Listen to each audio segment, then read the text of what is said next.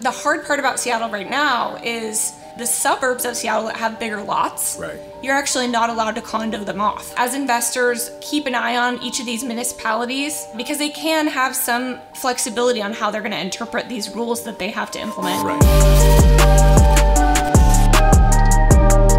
Well, I'm joined today by Shannon Nossum of the Awesome Nossum Group, a founder of a really successful real estate and investment group here in the Seattle, Washington market. Shannon, thank you so much for taking time today to sit down and share. Really, really excited about getting a chance to kind of unpack your story and share more with the people here. Let's kick it right off. Like, tell me, because I think it's such a unique background, like, what was your journey that led you to where you are today? How did you start in your professional career, and where has that taken us? Yeah, so I have a really unique background for an investor. I don't think there's a lot that are attorneys. So my background was I was a real estate, small business, and probate attorney before I became an investor. And what a supportive way to start, because real estate is all about contracts and all about numbers, all about relationships, making deals, and that's what I used to do. So I was an attorney, and then I had my first child, and I was going to take a small break, which turned into 3 kids and 10 years later, and I still haven't gone back because I started doing real estate, and I just love it, and I don't think I can ever get back to the desk and sit there and the office job, do all the billable hours anymore. Yeah. Well, talk to me about your real estate journey. I know you mentioned, obviously, and the point of our conversation today is how great of an investor you've become and just the journey to get there.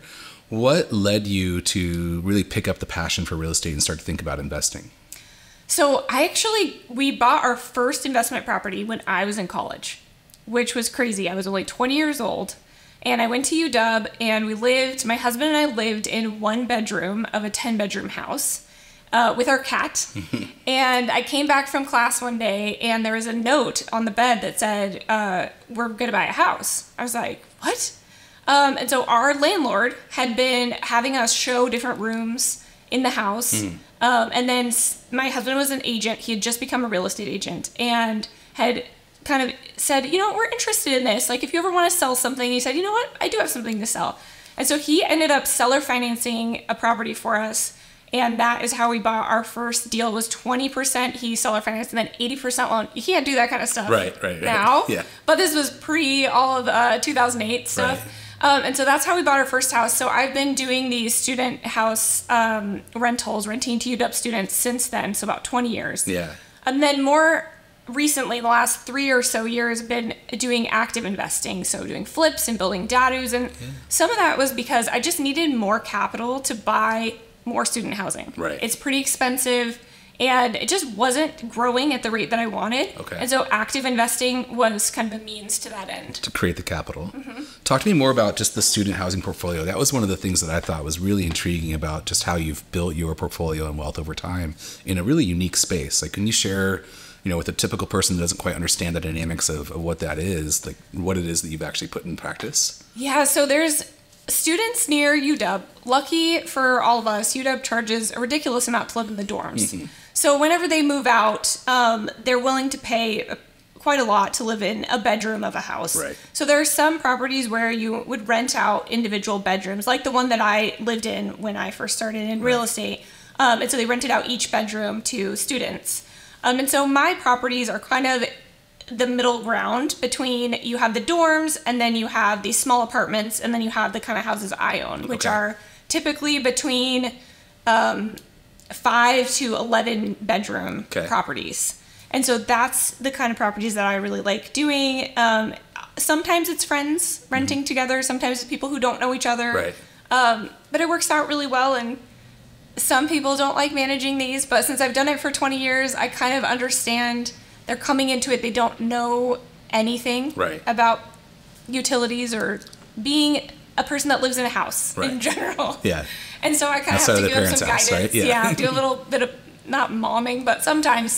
Like a couple days ago, they put dish soap in the dishwasher and flooded it all over. So these are the kind of lessons I get to teach. Life lessons. Yes, life lessons. Well, I mean, I'm going to make the assumption there's not a lot of 10-bedroom homes out there readily available in the market. So what, as that investor that has that expertise, if you're looking into the marketplace and you're like, okay, I'm ready to pick up my next student housing home, What are the characteristics of that type of property that you're looking for that you know vision-wise I can take it from this and create this, 11-bedroom space to have so many tenants?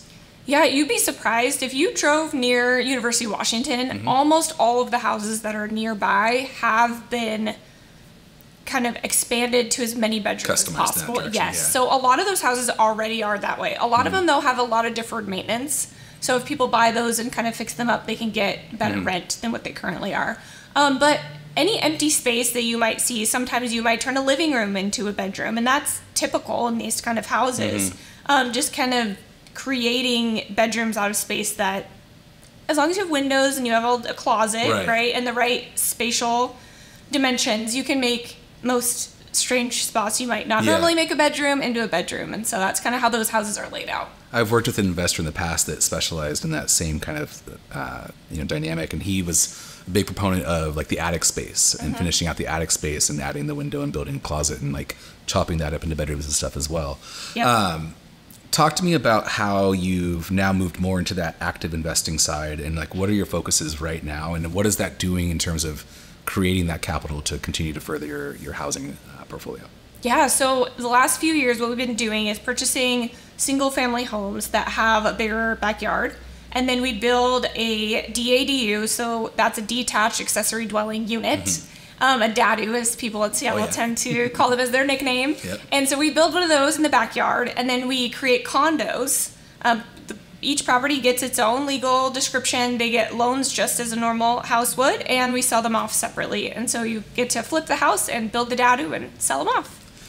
Share with me, I know obviously we've had this conversation before, but for those that aren't familiar, like what are the characteristics of the lot, the property, et cetera, that you're focusing on? And then where are the areas that you're seeing the most opportunity within the region here to be able to execute that plan? Yeah, so the lot, you want to have access. That's the key component, is either an alley, a corner, or if the house is pushed to one side and you can kind of have a flag lot. Yeah, create it down the side. You just have to be able to get back there some way. You don't always have to have a garage, so not always car access, but it's obviously going to sell for more if you have a garage. So those are the kind of lots that we're looking for. Alley is a big one, corner, or any kind of access. When you're saying alley, you're talking front and back, right? Yes, it is an alley, usually in the back of the house, and the dadu is built in the back of the lot. You can also do the dadu in the front of the lot, which is kind of a trick people don't know, which if the house is under 1,000 square feet, you can recategorize the house as a dadu and then build a new construction home in the front or in the back, doesn't matter. So that's some of the fun ways we find properties. And then where we're looking for these, I try to look where the dadu could sell for over $750,000. $700 is okay, but that's kind of my goal. I want the dadu to sell for around $750 because then it makes my profit margin make sense. And so the hard part about Seattle right now is that there are places in Seattle that works, and then there are places that it doesn't. But the suburbs of Seattle that have bigger lots, you're actually not allowed to condo them off yet. The new laws are coming into play. We're going to go there, and you will be able to, but not yet. And then to kind of close the loop on the dadu piece in terms of the construction side, like if I were to purchase a home, like what's a typical price point that you're seeing where you have the opportunity to buy the home, and then what would be your cost, you would say, on average to build I'm assuming like a 2-bedroom, 1-bath dadu in the back or something like that? Yeah, so the cost just depends on the area. I've bought some that were as low as $640 all the way up to $925. So it just depends on the area, as long as there's some space in there, hopefully, to do a flip on that house. But that's kind of the range. If you get too high, you find that people really want that backyard. So if you're a luxury price point, people are going to be angry and not happy that the backyard's taken. They don't want density. So you get above that $1 million price point and you're kind of, not great. So that would probably be the range. And then it costs $350,000 to build the dadu. The ones that I've been building recently are 3-bed, 2-bath with a garage. Larger, Yeah, so they're pretty big. What's the square footage on something like that? So that's just over 1,000. Yeah, because the garage doesn't count towards square footage. And then, there's some little tricks you can do. Anything underground doesn't count. Anything below with a ceiling height below 7 feet doesn't count. So if you do like that. Extra space. And then with that, Talk to me about the condominialization process. I know that that's something that you're really an expert in and have kind of been at the forefront of leading in the different neighborhoods and the different municipalities here within King County.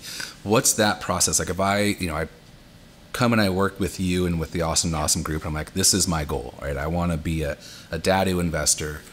Questions that I get asked are like, how does it work when it's on a single parcel? What does it take to get through that with the municipalities? Obviously, and I'm under the assumption, but I know as well that the legal background has been a big part of your success within that. Share with me just, what are some of the challenges you've overcome in the past, and where do you see things, and what are the changes coming for the future for investors? Yeah, so the condo piece, like I said, it's the key piece. Right. When I first heard about dadus, I thought, well, those are cool, and I ran the numbers and said, well, it doesn't really cash flow. Why would I build this? And the moment that I heard that you can condo these off, and that was allowed within Seattle, was the light bulb moment. And so how it works is you go to an attorney, which I actually don't do this paperwork for myself. I have somebody else do it for me, but I kind of prep it all, so it makes it really easy for them. Nice. And they create condominium, and they take the house and the dadu. They each get their own legal description, their own parcel. They are technically condos. They have very low dues, but they can get conventional financing just as a single family house. Right.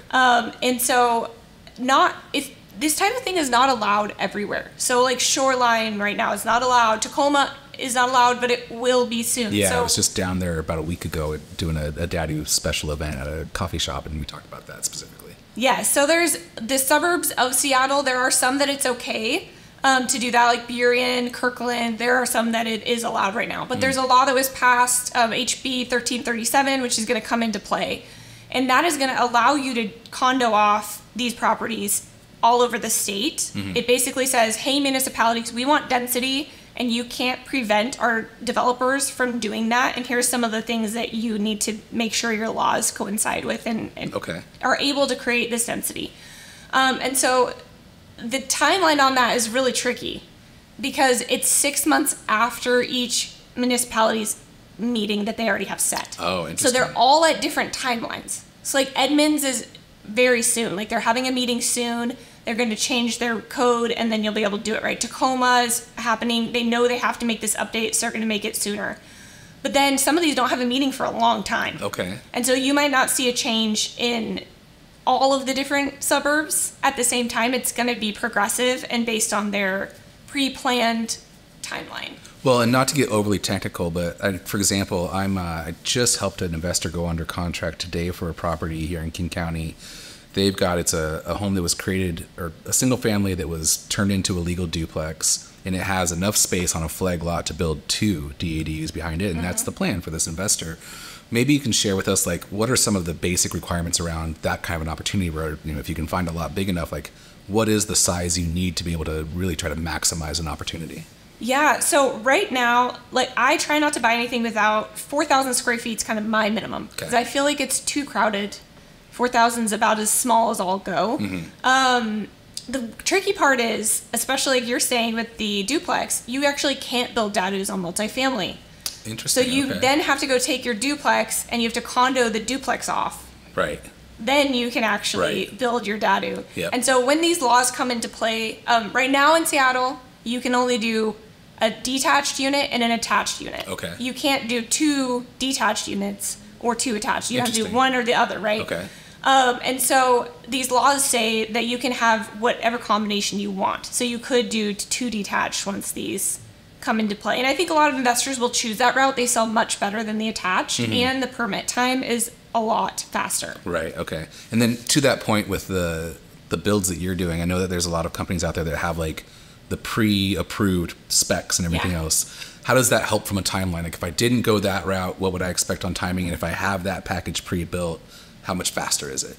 This is one of the reasons usually, permitting office is not my favorite, no investor's favorite, but this is, thank you Seattle for doing this piece, which is that they created these pre-approved plans that you can use and you can get your permits within weeks. Wow, really? Okay. Yes, it's super fast. Okay. As long as you don't have, trees, ECAs, steep slopes. If your lot's normal, you can get your permit really fast.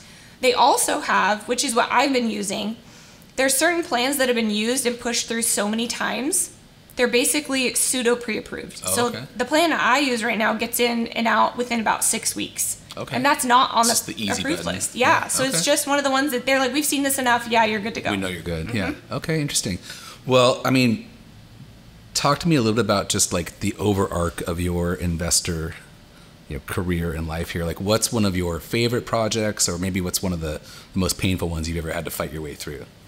I would say, so recently we did a BRRRR for a student housing property. Okay. This was one of my favorite projects, but also a challenging project.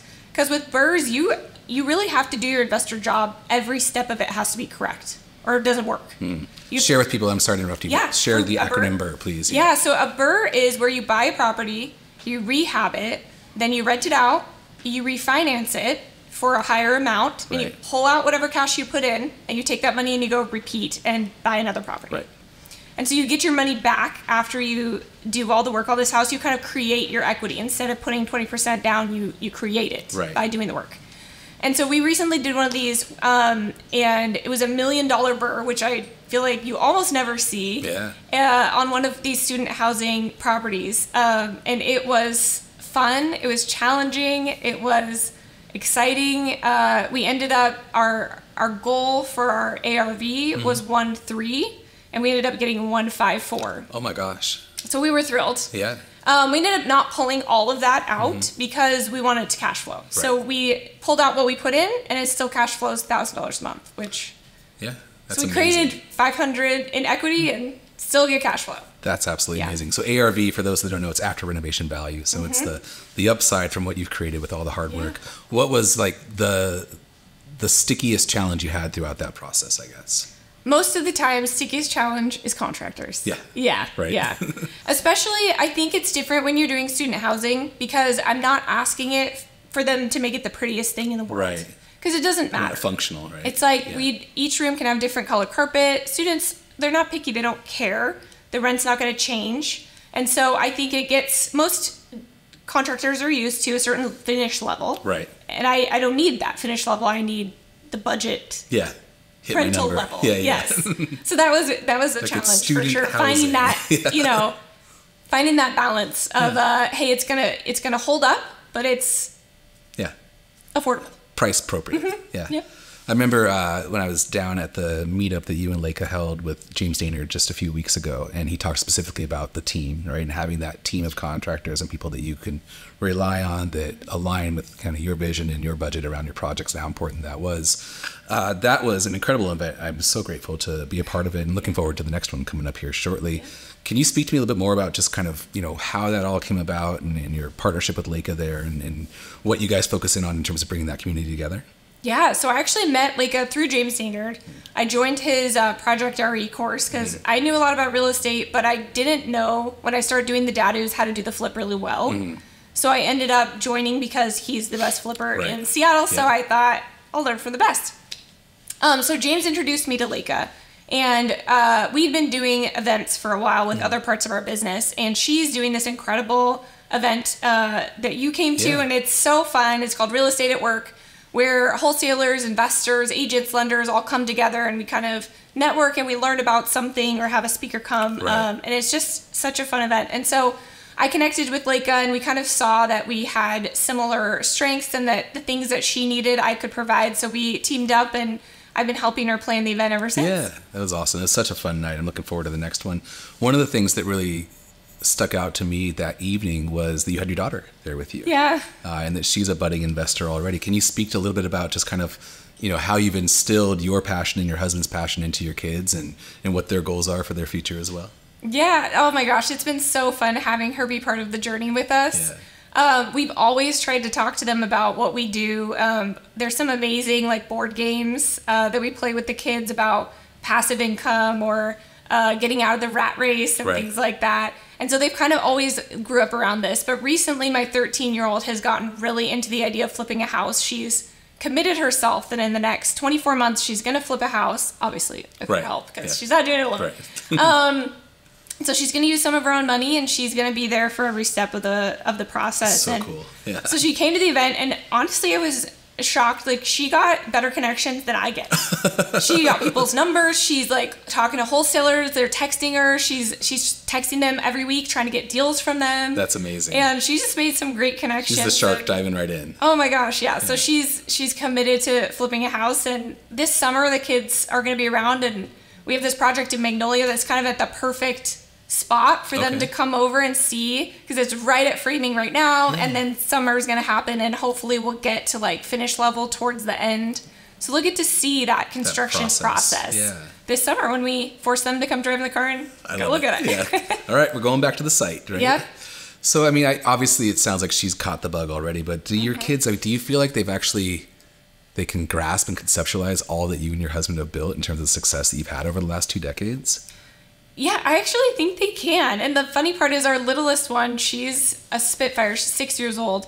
And she says to us, my big sister can take the business and deal with the rentals. I'm going to make my own money. Oh, okay. So she like knows that it's going to make her money, but she doesn't want to do it particularly. Yeah. She likes to find houses when we're driving. Oh, that's an opportunity house. Write that one down. Wow, and 6 years old. Yeah. And she could tell what a dadu lot is too. She knows. She's like, oh, a dadu can go right there. Wow. Yeah. Look at so that. it's really cute. It's in the blood. Yeah. Yeah. So I think we'll see if she wants to actively participate. Right. But for now, she can point them out, but apparently doesn't want to. And then you made an interesting comment a moment ago. Will you share just with people, some of these games that you're playing with your kids already that talk about passive income and everything else?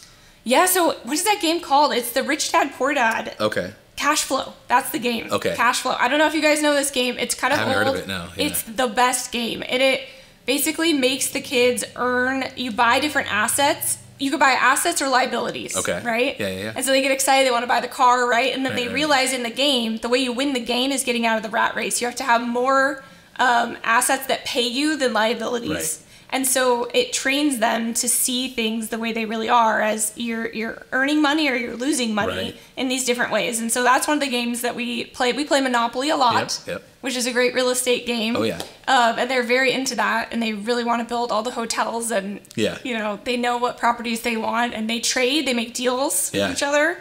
And they see like, oh, I know you really like red today. Like, I don't care about red because you have 2 reds but I want blue. So they wheel and deal. Yeah. Very fun. I used to play Monopoly with my son all the time. And marathon games, and inevitably I have to say, Monopoly takes forever. It's forever. Yeah. Forever. Yeah. Well, talk to me a little bit more about like your perspective. I know that you're an active real estate investor. You're not a real estate broker, but you're part of a very successful real estate brokerage team and group. What are you seeing as opportunities for investors as we move into the end of 2024 and 25 with all these upcoming changes and whatnot to the statutes? Yeah, I think those suburbs, Seattle's kind of out of the bag, right? Everybody knows you can build the dadu. Everybody knows that you can do that. And a lot of the land has been taken up. Sure, there's a lot left, but I think the suburbs are really where the opportunity is going to be. The places you weren't allowed to do this before that do have bigger lots naturally than there are in Seattle. Yep. So I think as investors, keep an eye on each of these municipalities. They can find which ones you're allowed to do these in and have updated their code. I think it's a bit risky to go buy something and just hold it and wait. Sit and wait, You just don't know how they're going to interpret things because they can have some flexibility on how they're going to interpret these rules that they have to implement. Right. So I don't know that I'd go that far, but right when they say, hey, we're probably going to do this, that's a safe time to kind of go, okay, now this one looks good. We condo it off, sell this piece and keep these pieces. When the law changes or whatever, we'll build whatever is the most dense thing we can build, highest and best use. So your primary focus, if I'm hearing you right, is right now is still the dadu route and just trying to expand into new areas. Yeah. We'll still do them in Seattle if they come, but it's saturated. The land is diminishing. Yeah. Right. We're not making more land, that's for sure. Yeah. We're a lot of the good lots have already been taken and are going to continue to be taken, and so I think it's important to also look other places which have high returns too. Yeah. I think Kirkland is crazy. You can sell dadus for over $1 million over there. So I think there's a lot of other spots that are going to be great as far as suburbs. But I do think when those rates drop, It's going to be crazy. Yeah, it's going to be wild. So buy what you can now. I think we talked about, I know I spoke with Lake a little bit about it. There's a development right by my house. So I live in Rose Hill area of Kirkland, and we've got big lots. And there was an investor when we first moved into our current home about, it's 2018, so 6+ years ago. There was this little rambler, but it was on nearly 2 acres. Wow. Toll Brothers picked it up. They just put 33 cottages in it, and they're starting at $1 million. Yeah, they're starting at $1 million there. Yep. And we went and walked it again, my wife and I, just about a week ago. And like, they're nice homes. Some of them have garages. You know, the parking's a little funky, but they have the nice pathways and the common areas. And like 33 at $1 million+ for each of them, like just crazy the return they're seeing there. It'll be interesting to see how that continues to unfold as these things open up more and more. So I agree with you. I think it's going to be really exciting. I know there's going to be that, you know, that segment of people that are like, oh, it's too many houses, but we don't have enough housing. That's the problem. Right? I mean, and I've been feeling that on some of my projects. Yeah. You know, neighbors don't love this concept. Yeah. Let's have more density. Let's have more affordable housing, but not in my backyard. Right? Exactly. It's always do it over there. Yeah. And so I think as these are created more and more, people will get used to it. I think it's just the beginning of us having more density, and I think it will become just like townhouses. Right. We're used to it. Oh, there's townhouse there. Right. It's not a big deal. But it will happen where people get used to it. One question I have for you, and this a little bit of a tangent, but this is really from my knowledge base. Yeah. Like, as you're sitting in these meetings, and I'm sure that you're, you know, either reading the minutes or attending some of these meetings that the cities are having, like, what's been the overall sentiment and feedback around infrastructure? Because that's the question that I hear so often from people when we start to talk about density is like, I don't see them making big improvements to, you know, the roads and expanding the ability for people to get around outside of the light rail, which is such, you know, the hot or cold topic depending on who you talk to. Yeah, I mean, I haven't seen them talk too much about that. I think they're just worried about solving this housing crisis and really laser focused on that. One thing they are doing, though, is that they're allowing more density closer to transit. Mm-hmm. And the way they're going to interpret that is based on each municipality. Again, the reason you wouldn't necessarily want to buy something and assume it's one of those lots you could do 6 units on, because they are going to be able to interpret, does that mean a bus stop that's super busy? Does that mean a park and ride? Okay. We pretty much know it means a light rail stop. Right. That's the only thing we know it means. Yeah, it's a given for sure. But a busy fixed transit stop is what they've kind of said it is. What does that mean? Nobody knows. Right. So in that way, they're thinking about getting people closer to those light rail stations for sure. Trying to lean into the public transport. Yeah. Yeah, but that's the only thing I've really heard on that front. Right. I'll be curious to see kind of how that unfolds over time, because the housing crisis is real, right? The need for housing is so prevalent in our area, but the impact after the fact, I'll be curious to see how we all get around, you know? Yeah. Everybody's going to be on bicycles. Hopefully more light rail buses. I don't know. Yeah. I don't know. Well, Shannon, thank you so much for sharing today. I really, really appreciate your time. Your insights are so vital to what we're seeing in the marketplace, and you're right at the forefront of it. So I truly, truly appreciate you, and look forward to seeing where the portfolio goes next. Yes, thank you so much. It was so fun chatting with you. Awesome.